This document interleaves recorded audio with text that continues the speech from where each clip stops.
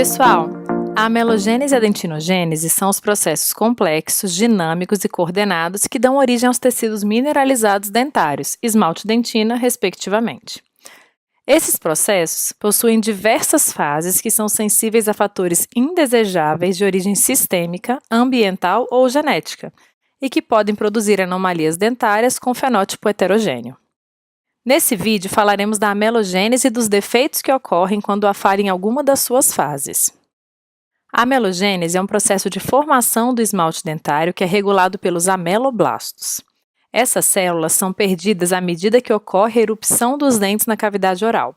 Consequentemente, o esmalte não pode se renovar. A amelogênese é iniciada após a deposição da primeira camada de dentina, na fase de campânula tardia.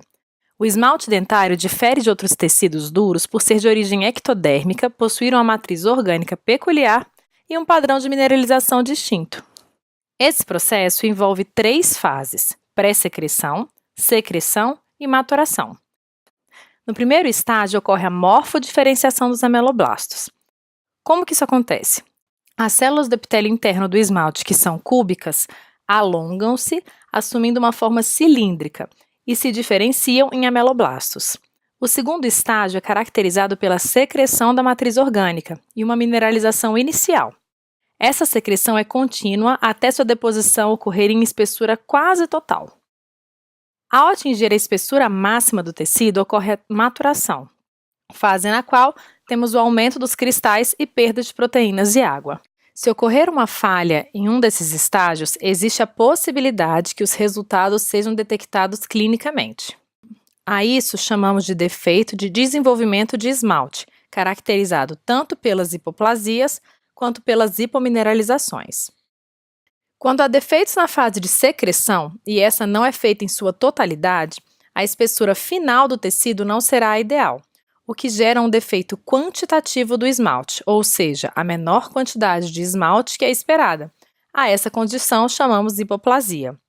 Já no caso das hipomineralizações, a secreção já foi feita, e é na fase de maturação que ocorre a falha.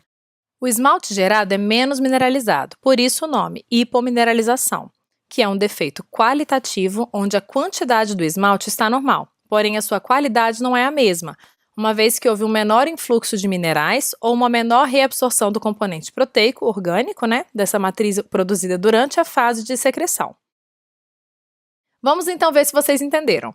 Nessa imagem, a primeira lesão delimitada corresponde a qual tipo de defeito de desenvolvimento de esmalte? E essa segunda? E o que essa setinha aqui significa? Essa setinha, ela significa que eu tive uma região hipomineralizada e que sofreu uma fratura, porque ela estava com uma menor mineralização e era mais frágil. Não necessariamente isso é uma hipoplasia, principalmente quando é concentrada nessas regiões de ponta de cúspide, borda incisal. Isso pode ser uma fratura da região hipomineralizada e não necessariamente uma hipoplasia. E como será que fica o aspecto histológico quando há esses defeitos? Essas imagens são microscopia eletrônica de varredura em corte transversal. Vamos notar aqui na primeira os cristais organizados, bem delimitados e definidos, apresentando tamanhos semelhantes. Isso caracteriza um esmalte rígido. Já na segunda, vemos a estrutura prismática e interprismática preservada.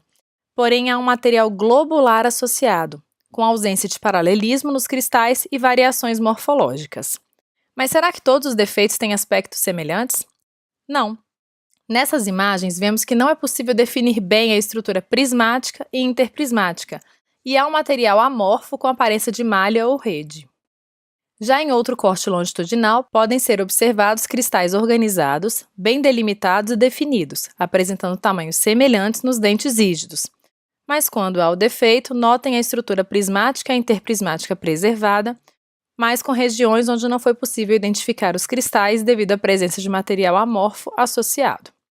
Perceberam a importância do entendimento dos termos para que a gente não confunda as hipóteses diagnósticas sem saber o que de fato representaria aquela terminologia? E conseguindo definir o correto diagnóstico, aumentamos a previsibilidade do tratamento sugerido, concordam? Bem, pessoal, essas são as nossas referências e nos vemos no próximo vídeo.